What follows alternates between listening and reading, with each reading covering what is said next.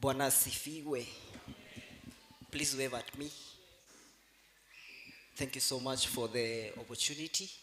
First, to thank the Christian education for giving me this chance, and then the church. Yeah, studio when you're ready. Before the studio continues, I would like to introduce myself for purposes of those people who do not know me.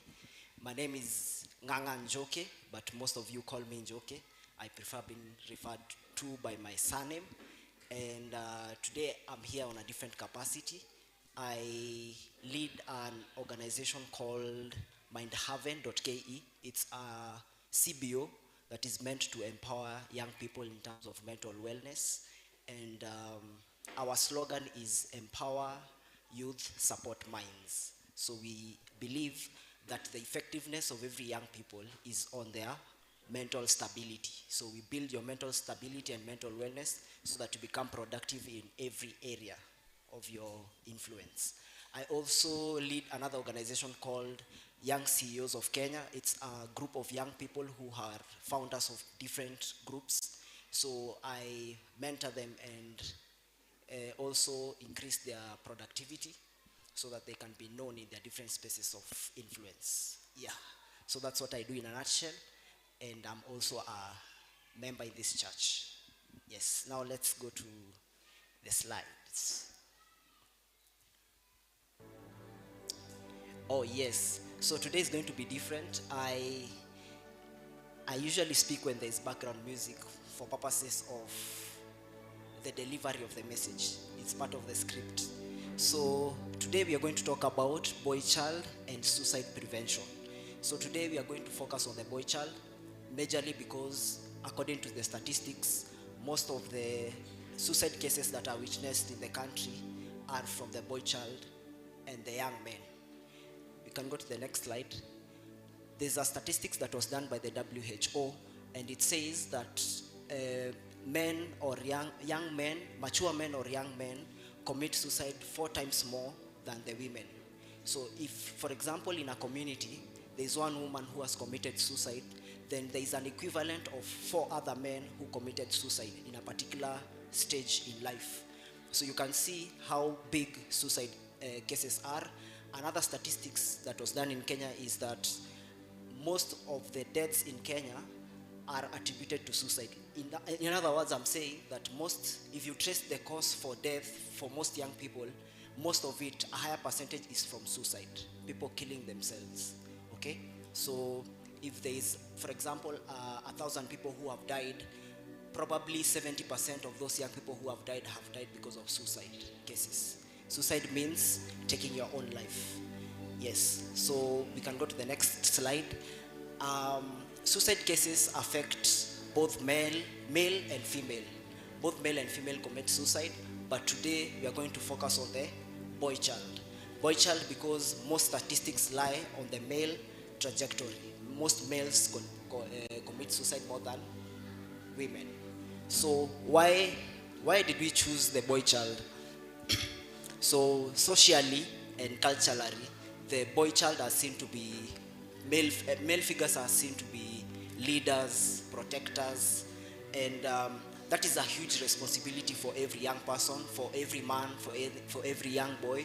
And there's a lot of boldness that is needed from every young man to become what the society wants from you, to become what your parents want you to be, and the need to achieve. Boys are naturally competitors. Hata ukienda hapo nje uone watoto wakicheza, they just want to compete. They want to see who is better than the other. So it's something that is in men, to always want to compete and to always want to gauge where they are as compared to other men. So that's natural. We can go to the next slide. So there's a trait that is called a masculine trait. So every man has a particular trait. Like if you see a man and a woman, there's a difference. A man has muscles, deepened voice. Those are masculine traits. They want to dominate, they want to be leaders. Okay? So those are natural characters. But you find there are times when that masculine characters are misinterpreted for not being weak. In short, not needing to ask for help. So you can see a man is masculine, deep voice, very big, eats well, goes to the gym, but there are things in his head that he's trying to figure out. Now, by default, being a leader means that you have to think above the people you are leading. Like vitu zenye unafikiria si vitu zenye hawa tunalead wanafikiria. Your thoughts are always ahead. So you always have things that are troubling your mind to always want to provide solutions. So being masculine is normal and it is nature. So you being masculine by nature does not mean that you cannot be weak or you cannot get to a point where you need help. So the society has taught us as men to a greater extent that if you are a man, then you have no need asking for help. You have no need going to someone and telling them, this thing is troubling me, please help me. And that is part of the things that you're trying to redefine, especially in terms of leadership and especially personal leadership. That asking for help is part of leadership. Even the president has people who he asks for advice. We have the attorney general who is the general advisor of the government. So seeking for advice or asking for help is not weakness, but it is strength. Okay? We can go to the next slide. So suicide, before someone decides to take their own life, there's a process. It's not just, you just don't wake up one day and decide, I'm going to commit suicide. It's a process. It's a long process of thoughts, of trying to see why is this life not meaningful.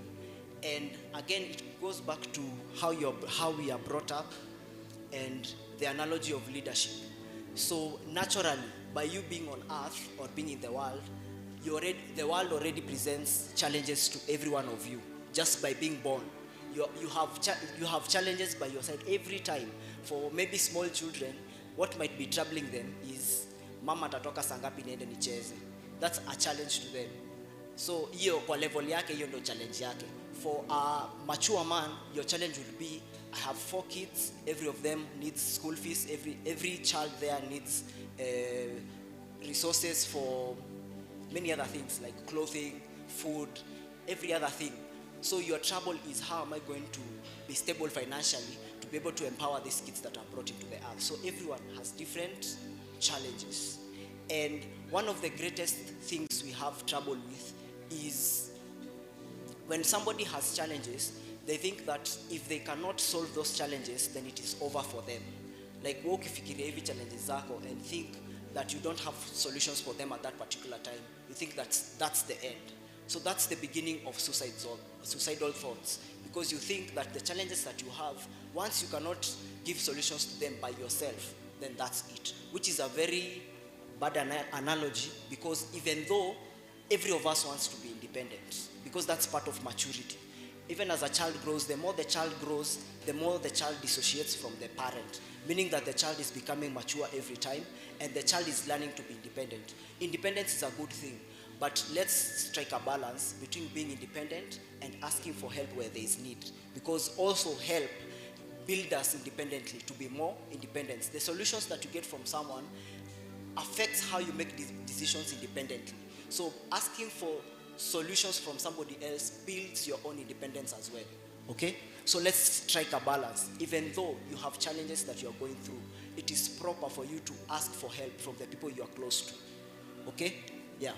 A simple example, this is not part of it's not in the scientists ama doctors, sijui kama nakumbuka vizuri, but nitajaribu, nilifanya biology. So, if you have a breathing problem, if you're not breathing properly, so it means that you cannot get rid of your carbon dioxide in your body. So when you breathe in, unatoa carbon dioxide nje. So if you have a breathing problem, you are not able to remove the carbon dioxide inside of you. So it means that carbon dioxide has an effect on your blood. It makes your blood more acidic. You get it? So it means that there is another part of the body, I don't know if it's the pancreas or what, it produces a certain hormone and neutralizes your acidity, your blood.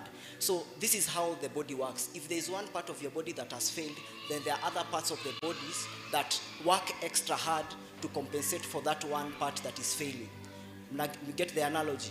So that's the same case. It's the same case that works in the community. If one of your community members is going through something, then by default the other community members should work an extra mile to be able to fill the gap that is in that person's area or weakness. Okay, that is how the community grows.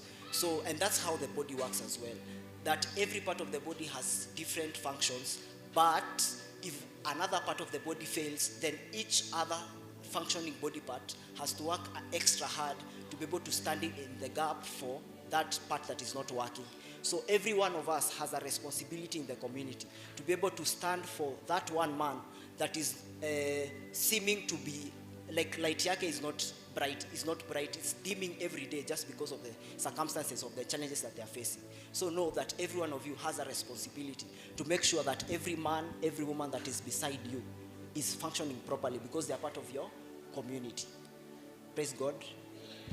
Let's go to the next slide.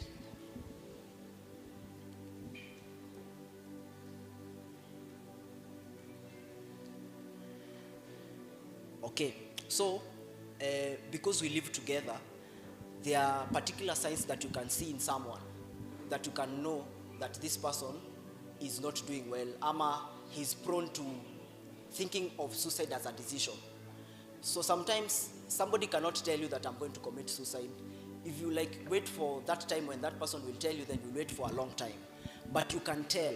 There's what we call body language. What is body language? From just the word body language, it means that your body can communicate. Hata your neighbor's body can communicate. Kuna vile mtu anaweza behave ujue amekasirika, si ndio?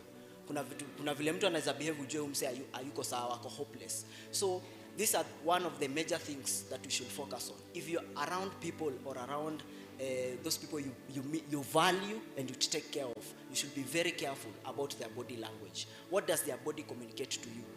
When you talk to them, how do you see their perception? Like unaona aje, wana behave aje.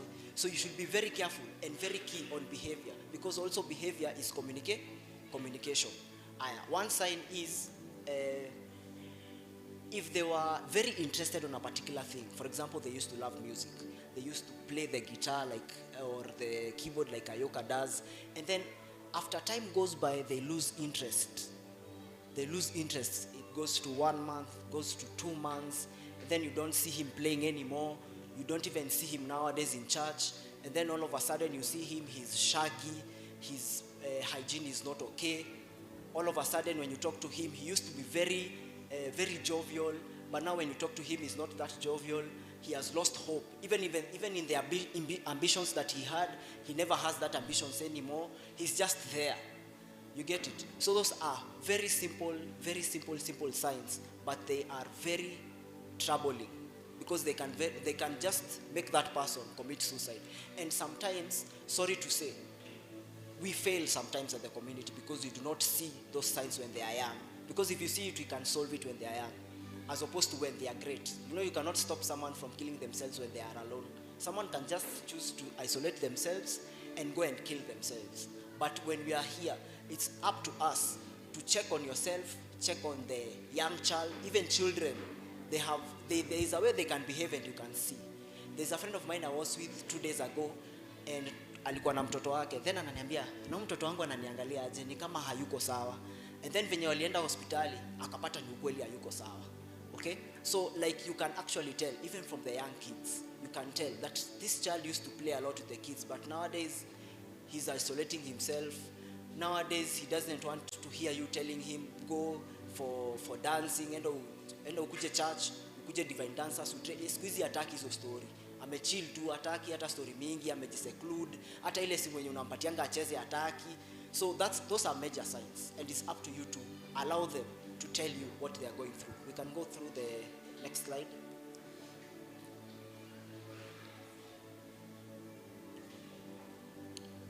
Next slide. Okay. From there you can see some behavioral cues like extreme mood swings. Unapata somebody is here, ako so happy, the next minute ako so sad, the next minute analia, the next minute anacheka, mwingine ako not calm at all. Like you're with someone, but that person is not calm, like analia kando, like ni kama ako anxious, hajui ni kama anashtuka, haelewi ni nini inaendelea, ako tu hivi, mara ukimshika ameshtuka. unamuita haitiki, thoughts zake ziko mbali. So those are major signs, and you need to prompt that person to continue speaking so that you understand from where they are coming from. I'll share this slide because I may not have the opportunity to talk about everything. So the last thing, so this being a suicide prevention month, as a community, as a church, we need to continue building a culture where people learn to enjoy life. People see the value of life. It is God who gave us life, and so there is meaning in every person's life here. There is meaning, there is purpose in your life. There is a particular place you are called to. So find meaning in where you are called, in your purpose. Find meaning in being in a particular community. Find meaning in associating with people who make you a better person. So if you're in a circle of friends who what they talk about is negativity, that's not a place you should be for too long. Learn to dissociate yourself and be in a place where you speak positively about yourself and about others. If you are at a place where there is nothing good those people see, then that's a very good pointer for you to leave. Because what that brings by default, at a subconsciously, we unaanza kufikiria life in negative every time because of the people you are with. But if you change your community, you start seeing life positively. Even if there are challenges, you have the ability to keep going, because life, you see the positive parts of life. So if you start seeing the negative parts of life, I'm telling you for sure, you will see more reasons why you should not live. But if you see the positive reasons, you will see more reasons to keep living, more reasons to continue building yourself, more reasons to continue building the society, because that's what we want to see, right?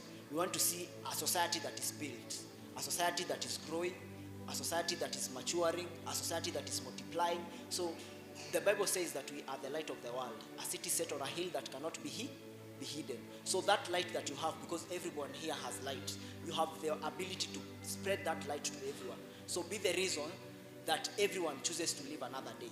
Don't be a reason why someone stays like this and says, ule jamaa aliniambia nini, hata acha tu nijiue.